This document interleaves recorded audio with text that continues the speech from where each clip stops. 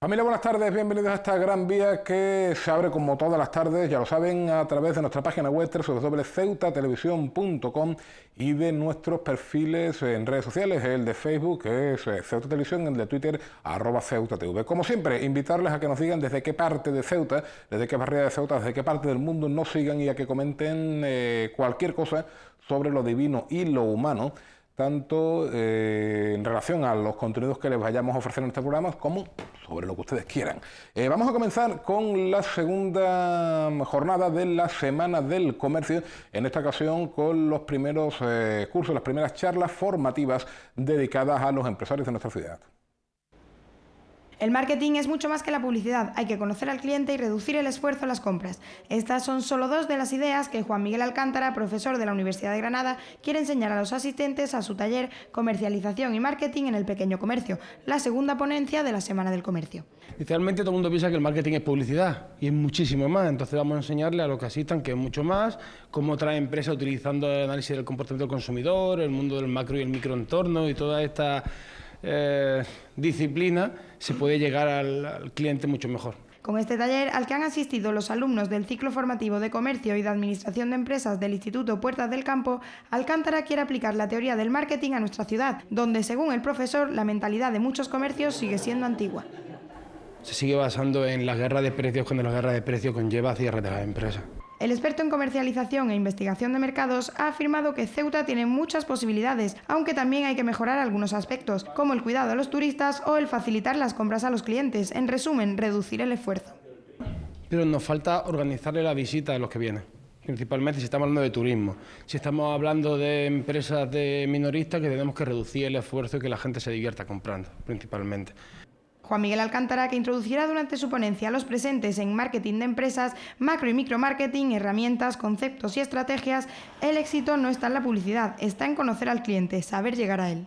La ventaja o el éxito de la empresa está en conocer al cliente, no en hacer campañas de publicidad.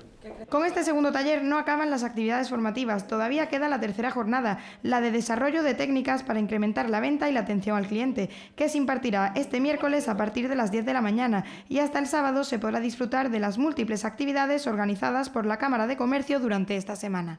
Además, se ha instalado un puesto informativo en el Paseo del Rebellín, en el que se puede obtener el programa con todas las actividades y los horarios, durante todas las mañanas de 10 a 2 hasta este viernes. Y continuamos con una de las dos concentraciones que en estos momentos tiene lugar en nuestra ciudad, no solo es la de los ocupados desalojados de Huerta Telle, sino la de los inmigrantes bangladesíes que desde ayer mismo pernoctan en las puertas de la delegación del gobierno. Los migrantes asiáticos, que este lunes iniciaban una concentración en la Plaza de los Reyes, han pasado su primera noche al raso. Se trata, han explicado fuentes de la delegación del gobierno, de personas procedentes de Bangladesh, India, Pakistán y Sri Lanka, y en ninguno de los casos han presentado solicitud de asilo. Requieren, tal y como les contábamos este lunes, ser trasladados a la península, tal y como sucede con los migrantes de origen subsahariano cuyas salidas se producen de forma habitual y programada, y consideran discriminatorio el hecho de que las mismas medidas no se tomen en sus casos. De los 53 migrantes asiáticos residentes en el Centro de Estancia Temporal de Inmigrantes, 45 de ellos han pasado la noche en la Plaza de los Reyes. Aseguran que llevan cerca de un año en la ciudad y que sus familias sufren en sus países de origen por la situación en la que se encuentran. Fuentes de la delegación del gobierno, sin embargo, desmienten los márgenes temporales a los que se refieren los concentrados y señalan que el más antiguo de ellos llegó a la ciudad el 20 de diciembre del año pasado. Los demás han llegado con posterioridad, por lo que en ninguno de los casos han alcanzado el año de estancia en Ceuta. Y hacia mitad de siglo el cáncer de mama puede haber dejado de ser una enfermedad mortal en el 99% de los casos, así lo considera el doctor Atanasio Pandilla. Pertenece a la Universidad de Salamanca y ha estado en nuestra ciudad en estos días por tercera vez realizando una visita invitado por la Asociación Ceutí de Mujeres Mastectomizadas, ACMUMA. Antes de mitad de siglo el cáncer de mama habrá dejado de ser una enfermedad mortal en el 99% de los casos. Quien así lo pronostica es uno de los mayores expertos mundiales en la enfermedad, el investigador asturiano de la Universidad de Salamanca, Atanasio Pandilla, que por tercera vez ha visitado Ceuta invitado por la Asociación Ceutí de Mujeres Mastectomizadas. Yo creo que sí, yo creo que para mediados de este siglo el cáncer de mama va a ser una enfermedad probablemente derrotada en el 95 o incluso en el 99% de los casos. Se nos va a escapar algún caso más agresivo, más raro, pero yo tengo confianza de que nuestras hijas no fallezcan de esta enfermedad. Pandilla además muestra su satisfacción porque de todas las visitas realizadas a Ceuta, esta ha sido la que más público ha congregado en la conferencia celebrada en el Hotel Ulises. El investigador se ha referido también al nivel de la ciencia española, no solo en el campo de la oncología, sino en general. Apuesta incluso porque la ciencia sea un motor de desarrollo económico.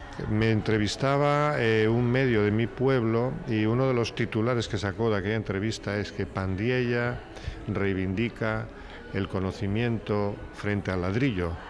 Era el inicio de era un poco más allá del inicio de la época en la que tuvimos estos problemas económicos en el país, el problema típico que ya conocemos todos de la construcción que se detuvo, y efectivamente yo planteaba utilizar la inteligencia y utilizar las cabezas pensantes, que en este país las hay muy buenas.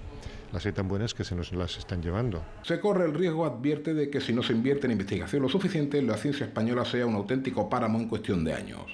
La esperanza de vida en España ha subido de 40 años a casi 80 años. Eso quiere decir que hemos duplicado, gracias a un esfuerzo, insisto, colectivo de la sociedad que ha apoyado medidas sanitarias del estilo de prevención, diagnóstico, el desarrollo de nuevos tratamientos. Hemos conseguido duplicar la esperanza de vida. Si detenemos la investigación, nos vamos a quedar aquí. El doctor Pandilla ha agradecido por último la labor de ACMUMA, que destina todos los años la recaudación íntegra de la carrera de la mujer a los trabajos de su laboratorio.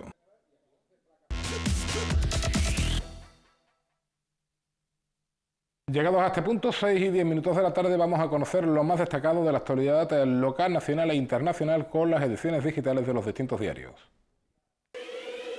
Empezamos por el diario El País. En la CUP, nos consta que está sobre la mesa del Gobierno convocar elecciones. Interior ultima plazos para hacerse cargo de comisarías de Mossos rebeldes. Diario El Mundo. El Senado ofrece a Puigdemont debatir con el Gobierno el jueves o el viernes en la Cámara Alta en vivo. La CUP convoca a sus alcaldes y ediles para aplicar la legalidad de la República ante el 155. Diario El Faro de Ceuta. Nueva jornada de colapsos en la frontera. Cientos de personas bloqueadas en Marruecos. El Pueblo de Ceuta. La frontera del Tarajal cerrada ante la aglomeración de cientos de portadores en el lado marroquí. Ceuta al día. Pide más mano dura fiscal contra los negocios marroquíes piratas que monopolizan y colapsan el Tarajal. La Verdad de Ceuta. El Inserso organiza una jornada sobre discapacidad para finales de noviembre. Esta que ven en la previsión meteorológica imperante para hoy. Temperaturas, la mínima 19, la máxima de 24, con cielos parcialmente cubiertos y vientos de levante. El 062, el 062 es el número agraciado de la Cruz Roja de este martes 24 de octubre. Teléfonos de interés: el 112, el de emergencias, el 900-018-018, el de lucha contra el acoso escolar, y el 016, el de lucha contra el maltrato. Bien, pues ha llegado el momento de tomarnos un pequeño respiro y enseguida estamos aquí hablando de cuestiones que esperemos les sean interesantes, como por ejemplo esta Semana del Comercio de Ceuta.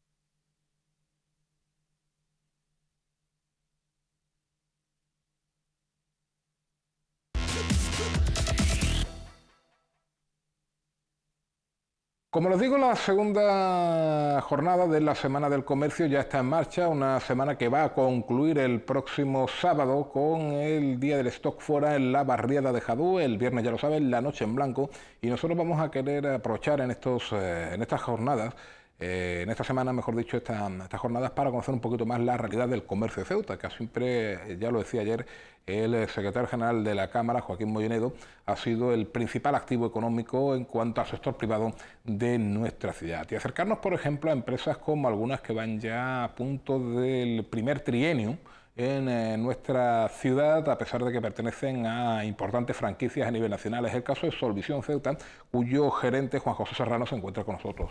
Muy buenas tardes. Muy buenas tardes, Juanjo.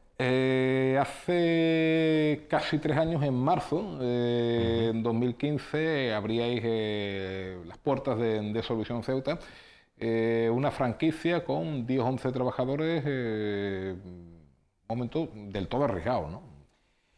Hombre, el momento, si te pones a buscarlo, el que es perfecto nunca lo encuentras. Claro, nunca existe. Y lo que es cierto es que, como has dicho, hace casi 3 años, ahora en marzo va a hacer, vimos la oportunidad de entrar aquí en Ceuta, porque era una plaza que siempre teníamos ahí pendiente, pero no acabábamos de ver claro cómo entrar, porque tenía sus dificultades o sus peculiaridades, más bien decirlo así.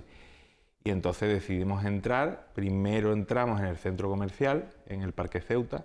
Entramos con una tienda pequeñita de Sol, que es la que ahora va a cumplir los 3 años. Y el año pasado es cuando ya dimos el paso de gigante y nos decidimos a abrir una óptica de 150 metros, ya tanto de Graduado como de Sol, en plena calle Real, allí donde están además la mayoría de las ópticas de la ciudad. O sea, aquello de poner la pica en Flandes, ¿no? Ceuta, me comentabas antes, tiene un número de ópticas bastante importante. ¿Por qué? Pues, sinceramente creo, vamos, si todas siguen funcionando es porque obviamente hay mercado para todas. Nosotros, la verdad, empezamos dando un primer paso pequeñito, que fue con lo de la tienda de Sol, porque básicamente no conocíamos cómo era el mercado, entonces tampoco queríamos entrar a la aventura sin saber exactamente cómo iba a funcionar todo, cómo iba el tema de aduanas desde la península se ve como algo de otro planeta. Y entonces cuando ya estás aquí, cuando ya empiezas a verlo, que al final todo es muy sencillo, no tiene tanta dificultad, y ver también cómo funcionaba el tema con el público de Marruecos y demás. Entonces, ya te digo, empezamos ahí y cuando ya más o menos llevamos 1 año y medio con esta tienda fue cuando ya vimos la posibilidad, aún siendo un mercado bastante maduro, porque ya había muchas ópticas de unos grandes profesionales como son mis competidores Zurita, como es Taylor, como son todos, pero nosotros vimos la oportunidad de abrir un mercado, o sea, de posicionarnos en ese mercado como ellos no lo habían hecho. Entonces lo que intentamos hacer, claro. Es decir, hay para todos, afortunadamente. No, nadie viene a sustituir, sino complementar a nadie. Hombre, yo creo que sí. Por lo menos hasta ahora está siendo así. Ajá. Solvisión y su gerente en Ceuta, ¿de dónde viene? Pues yo vengo de Málaga. Yo nací en Écija, pero básicamente soy malagueño. Ahora ya soy caballada de adopción, porque ya vivo aquí, claro. Pero que mi origen, digamos, está en Málaga. Málaga capital, que es donde además está la central de Soloptical Solvisión, el grupo al que pertenezco, pues allí es donde tenemos la central. Ajá. Y tenéis 11 trabajadores, hemos dicho, ¿no? Aquí exacto, aquí en las tiendas, las 2 tiendas, y tenemos las 2 tiendas, la del centro comercial y la de Calle Real, como he dicho, y un stand de cosas para móviles y de carcasas y demás, que también lo tenemos justo en la puerta de donde tenemos la tienda. Ajá. Bueno, hace 3 años se planteaba la posibilidad de que Solvisión desembarcara en Ceuta y había algunas cuestiones que costaba trabajo entender desde la óptica peninsular, ¿no? Desde la óptica, desde el punto de vista, no entendámoslo así. Hay muchas veces que a los propios ceutíes, que llevamos toda la vida conviviendo con ellos, pues nos cuesta trabajo explicar cuestiones como la aduana, el comercio con Marruecos, etcétera, porque es algo que lo tenemos asumido, pero a la hora de explicarlo, insisto, cuesta muchas veces trabajo. Después de casi 3 años aquí en Ceuta, ¿qué análisis, qué lectura cabe hacer tanto de los trámites aduaneros para sacar o meter mercancía de la ciudad, como de la situación del acceso de Marruecos a Ceuta?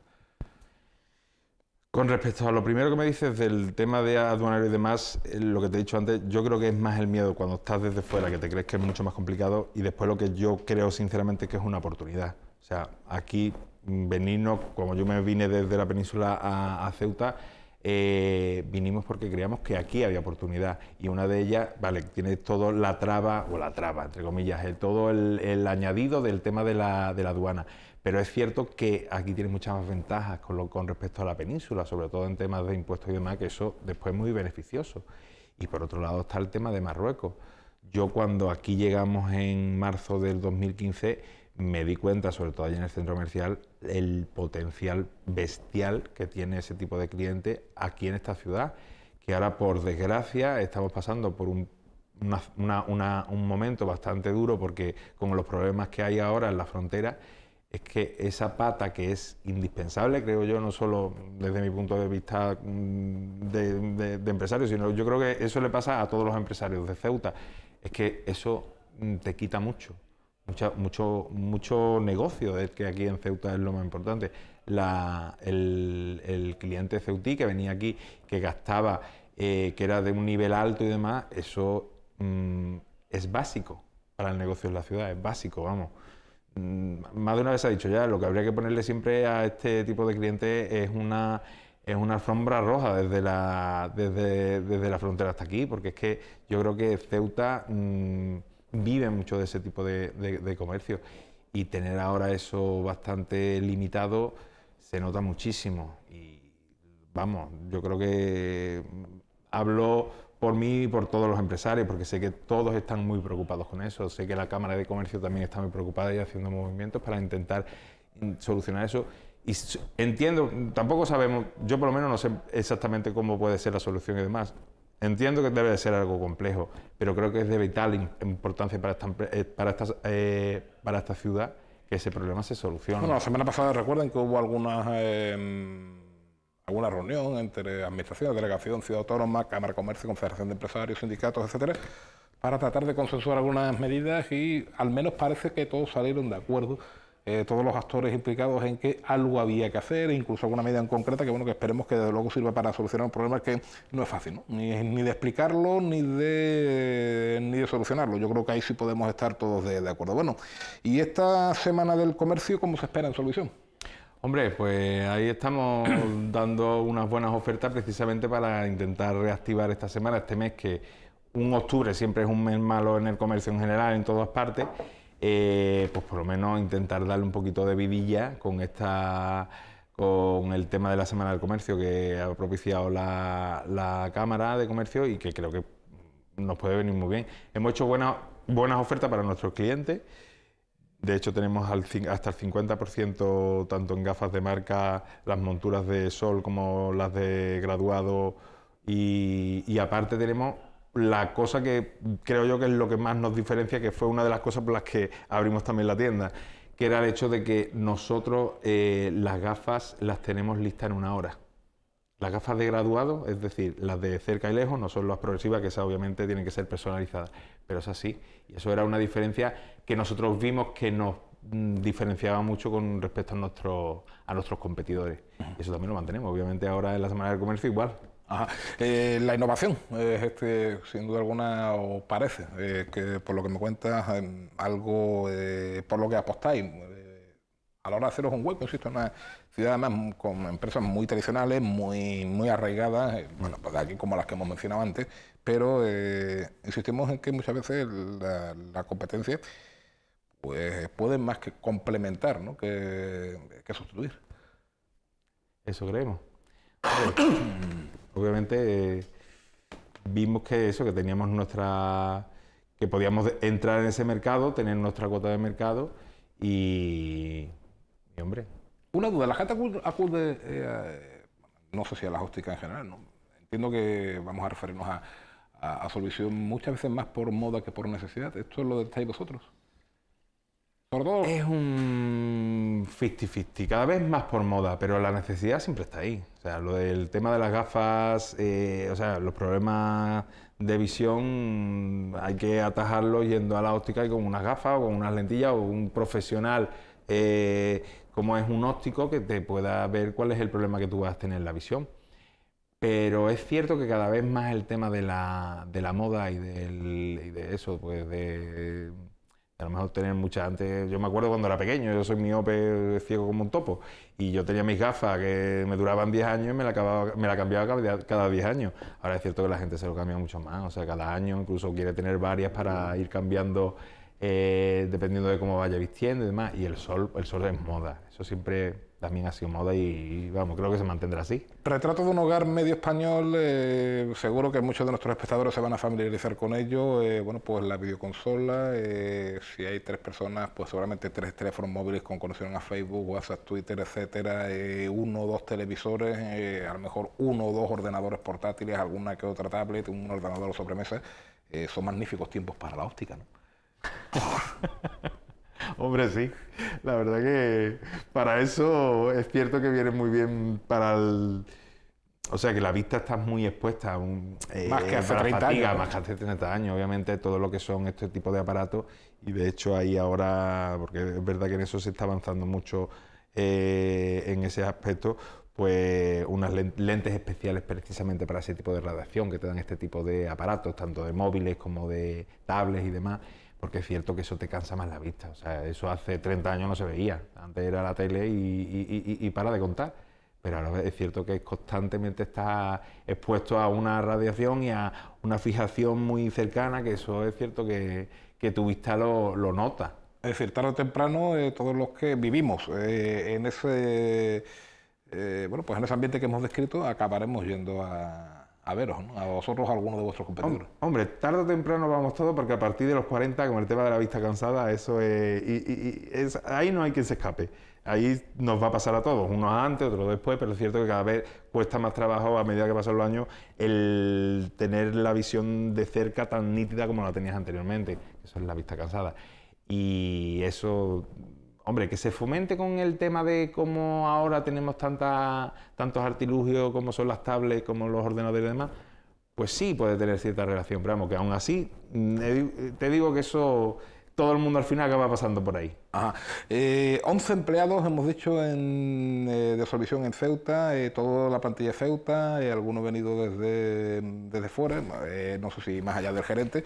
Y en cualquier caso, bueno, pues ¿cuál era el nivel, vamos a decirlo así, de los empleados de Ceuta, si venían del mundo de la óptica o se han iniciado en él con la apertura de Solvisión? Pues mira, la plantilla que yo tengo es completamente de Ceuta, a excepción mía, que bueno, ahora mismo ya soy de Ceuta, o sea que al final somos todos. Del mundo de la óptica venía, obviamente los ópticos que tengo, todos te venían del mundo de la óptica, además con experiencia, y después comerciales que tenía con experiencia también venían del mundo de la óptica. Después ha venido, obviamente, tú también tienes un número de trabajadores que son comerciales, digamos, más nuevos, ¿no? Que tú los enseñas además, que esta gente más o menos han ido aprendiendo allí contigo, dentro del negocio, cómo va el sistema. Pero vamos, en general, ya te digo, la mitad de la plantilla ya venía del mundo de la óptica, ya conocía cómo funcionaba el modo, y la verdad que a mí me ha venido muy bien, porque a lo mejor está mal que yo lo diga, pero es que yo tengo una plantilla que verdaderamente me siento muy orgulloso de ella, porque funcionan muy bien, se preocupan mucho y sinceramente yo creo que uno de los secretos que tengo yo en que funcione o vaya por lo menos funcionando el negocio es la plantilla que tengo. Bueno, recordemos, 50% de descuento durante esta semana en casi todos los productos. Solvisión está en Centro Comercial y en Calle Real. Desde hace casi 3 años, esperemos que luego sean mucho más. Juan José Serrano, gerente de Solvisión en Ceuta, muchísimas gracias por acompañarnos y muy buenas tardes. Muchas gracias. Seguimos en un par de minutos.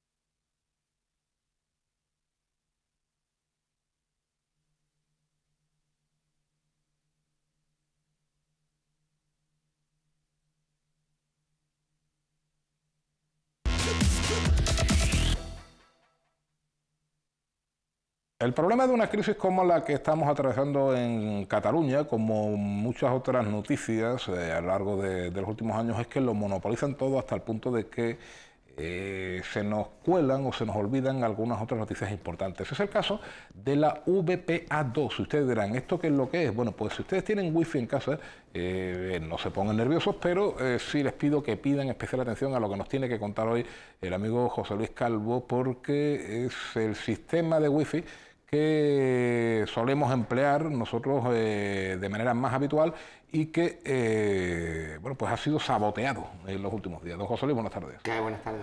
¿Qué ha pasado? Bueno, pues la semana pasada, como tú bien dices, en medio de toda esta vorágine de noticias sobre Cataluña, se nos coló una noticia informática, que es que habían conseguido encontrar un punto débil en supuestamente en las claves criptográficas que hacían que nuestras conexiones a Internet fueran seguras.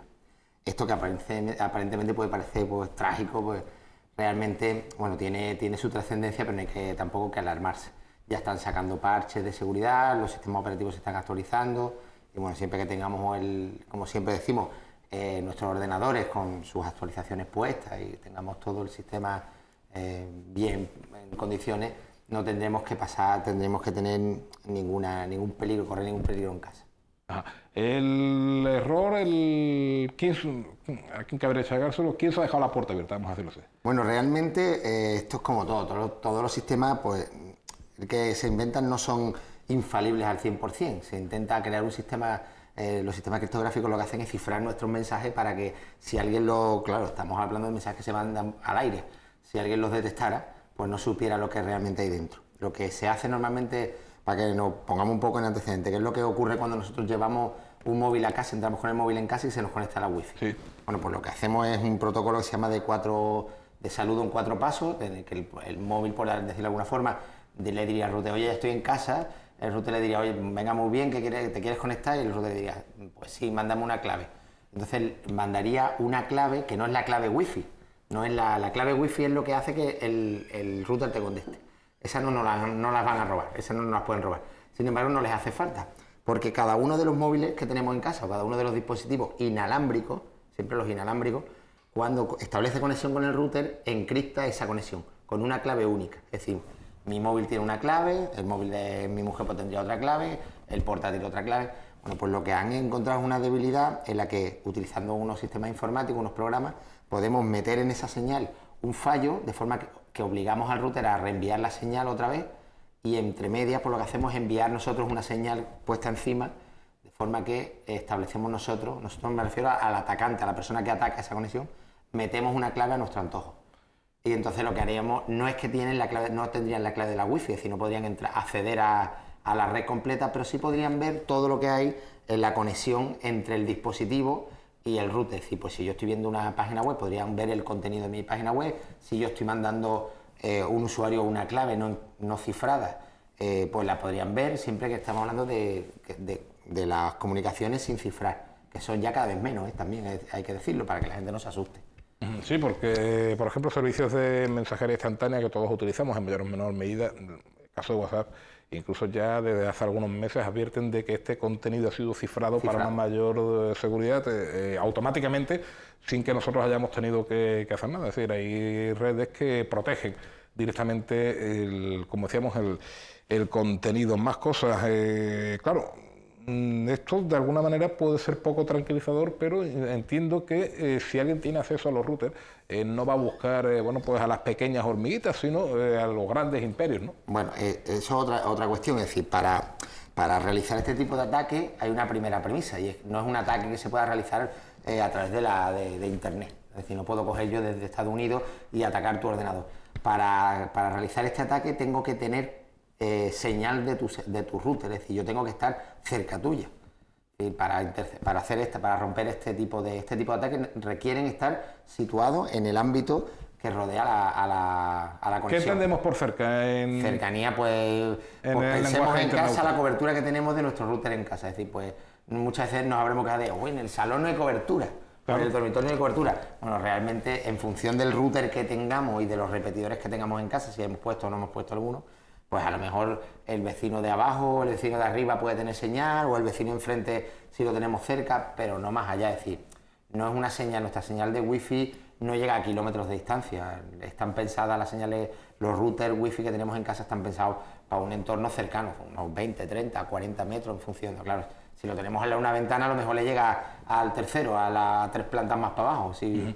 Bueno, eso suele ocurrir, ¿no? Aquello de, lo digo por experiencia propia incluso, dependiendo de en qué cojín, del sofá estés sentado, tienes o no cobertura. Es decir, no estoy exagerando, hablo de experiencia propia. ¿Por qué entonces ha sido noticia? Porque bueno, aparte de que nos podemos mosquear con nuestro vecino del tercero, del quinto o pasar de él olímpicamente, ¿por qué ha sido tan importante esta noticia, quebrantamiento de la VPA2? Hombre, ha sido importante porque la VPA2 fue vendida. Bueno, de hecho era una wifi, un sistema de encriptación que se decía inexpugnable, es decir, era imposible conseguir entrar en una red encriptada con VPA2, es decir, ¿por qué no? Por la forma en la que está construida.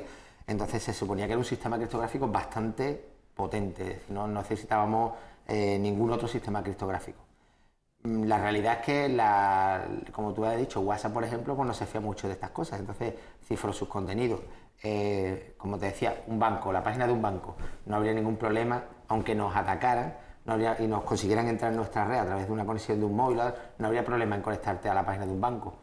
Todas aquellas conexiones, cuando nos metemos en un navegador, un poco para que nos sepamos cuándo sí y cuándo no corremos peligro, que en la mayoría de los casos no corremos peligro nunca, pero aunque estuviéramos atacados, serían cuando nosotros en el navegador, arriba, en la barra de arriba, pone HTTPS, la S esa que ahora aparece, que normalmente aparece un candado en el lado. Bueno, pues eso indica que la conexión está cifrada, la conexión entre el navegador y la empresa a la que nos conectamos, la página web a la que nos conectamos, con lo cual, aunque hubiera alguien que no hubiera interceptado la conexión, tampoco podría acceder a la información, pero al estar encriptada no sabría lo que estamos mandando. Estamos hablando de algo muy tecnológico, pero que a mí la escena final la estoy dibujando en la mente y se me antoja una película de espías, ¿no? Es decir, coquito de la informática en un coche a X metros, a una distancia no muy superior o no muy lejana de cualquier ministerio, por no dar la idea del Ministerio del Tiempo, ¿no? Con un cachivache podría perfectamente descifrar todas las conexiones de ese ministerio o de esa gran empresa, de ese organismo importante, incluso de la propia competencia, si hablamos de espionaje industrial, etcétera, etcétera. Todo aquello... Hablamos de coquitos de la informática, situados estratégicamente cercanos de... Hombre, no es sencillo, la realidad es que no es sencillo... yo no soy capaz ni de darle software, ¿no? Sí que es verdad que con esto de internet hay manuales de todo tipo que te permiten hacerlo. De todas formas necesitas un mínimo de conocimientos técnicos. Necesitas también estar cerca de la conexión, es decir, necesitas tener acceso a la wifi, es decir, que puedas pillar la wifi de alguna señal, con lo cual ahí van dos aspectos importantes. Y después no todos los datos que tú tienes son visibles, con lo cual realmente el volumen de información que puedes conseguir a través de una conexión solo es la que hagas a través del dispositivo que hackea, porque en este caso, como he dicho antes, solo consigues entrar al enlace entre el dispositivo, el móvil, por decirlo de alguna forma, o el portátil y el router, es decir, el resto de equipos de la red no estaría. Sí que es cierto que, por ejemplo, ¿qué cosas podemos tener en casa que estén conectadas de forma inalámbrica y sea más o menos habitual y no tengamos normalmente encriptada la conexión? Pues una webcam, por ejemplo, una cámara de vigilancia. No sé si alguna vez se ha escuchado en muchos lugares de cómo hay podemos acceder a miles de cámaras de vigilancia en todo el mundo que no están protegidas por ninguna clave. Bueno, pues esto lo que haría es, podrían coger nuestra cámara de vigilancia. ¿Qué más cosas podrían hacer? Por ejemplo, podrían bloquearnos la conexión HTTP, es decir, hacer un secuestro de los paquetes. Cuando nosotros mandamos información va como en bloque, podrían interceptar todos los paquetes que nosotros enviamos y secuestrar de forma que no seamos capaces de conectarnos con nuestro equipo y el que esté al otro lado podría mandarnos a nosotros como respuesta una página web diciendo: si quieres volver a conectarte, tienes que pagar. Es decir, ese tipo de cosas. Bueno, pues, por cierto, si nos llega ese mensajito, no pagamos. No, nunca. Se llama a la policía, que para eso está... Ya no es cuestión de principio, sino sino de operatividad. De hecho, la policía siempre nos dice en todos los casos de secuestro, de todos los tipos, es que nunca se pague. Evidentemente, si pagas un secuestro del que sea, probablemente una vez que hayas pagado te pidan más dinero por el rescate y nunca consigas al final obtener lo que tienes. Cosas que sí podemos hacer, bueno, pues actualizar nuestros móviles, Las actualizaciones de móviles son importantes, tener los sistemas operativos instalados. Hay veces que los mismos móviles se actualizan solo, claro. Bueno, pues si no, intentar instalarlo, actualizarlo, actualizar el sistema operativo de nuestro ordenador. Y bueno, pues si tenemos el router, normalmente Telefónica o Orange son las compañías principales que hay en España, pues suelen hacer actualizaciones periódicas de los dispositivos, pero sí que es verdad que, bueno, aunque no hay que alarmarse, pues hay que tener un poquito de precaución e intentar siempre que nos conectamos, o sí, intentar que nos conectemos siempre a páginas seguras, es decir, que aparezca en la parte superior HTTPS, un candado que nos indique que la conexión es segura. Bueno, pues simplemente con ese datito, con ese detalle que vamos a tardar un segundo en comprobarlo, podemos estar más tranquilos.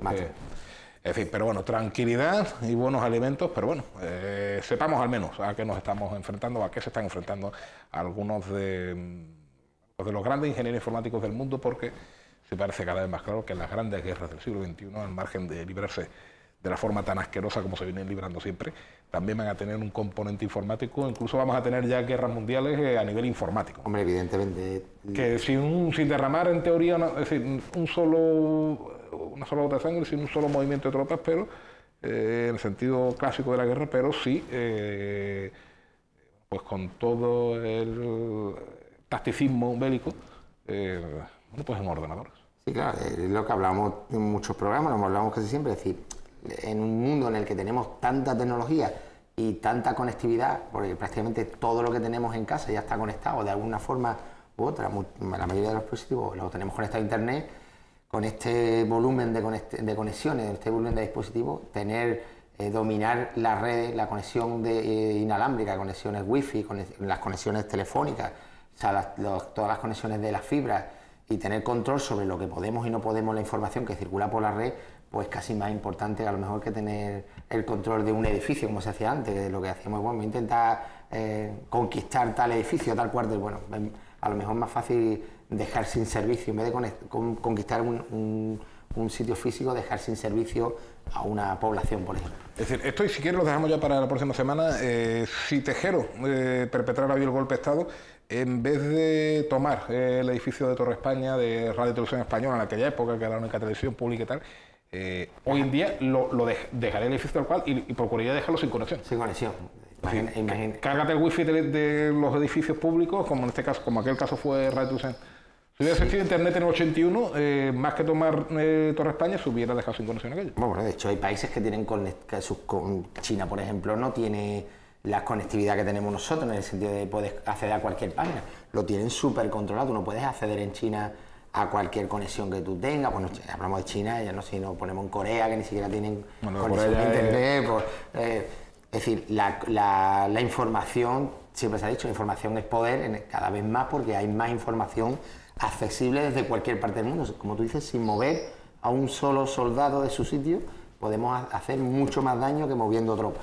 Bueno, pues será un tema al que tengamos que estar atentos quizá en próxima semana. Don José Solís, hasta la próxima. Encantado, aquí estamos cuando quieras.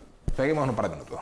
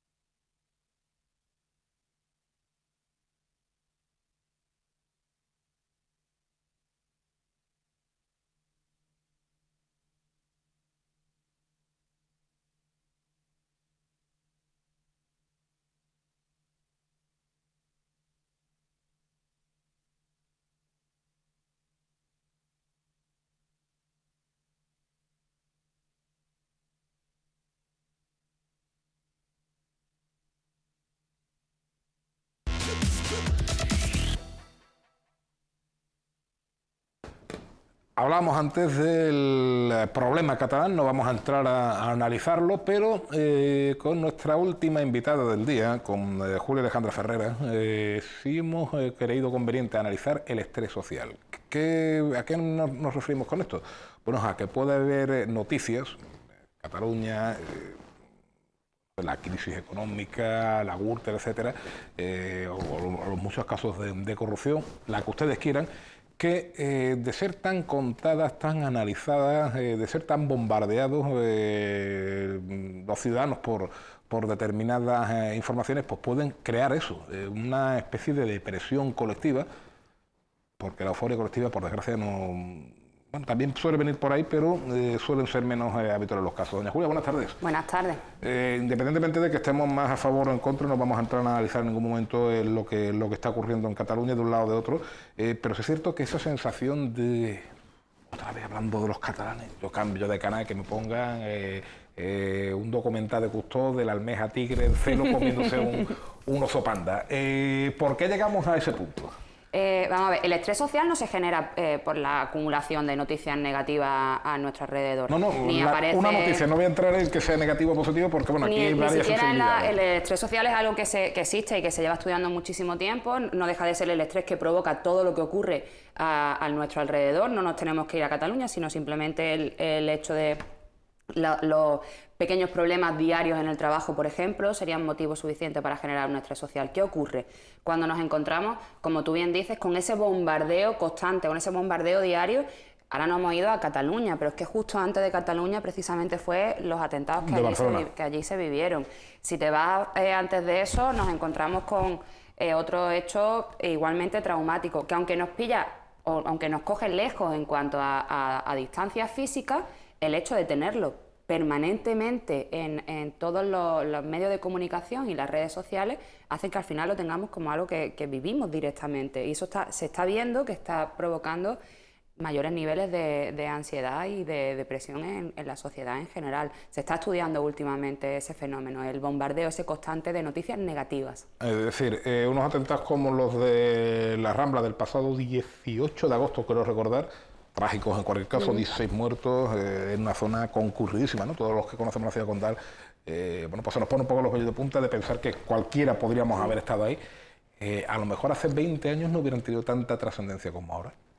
No es que no hubieran tenido tanta trascendencia, es que no hubieran llegado a tanta gente esa información y de manera tan directa. Es que piensa que el día que ocurrieron los atentados prácticamente lo vimos en directo.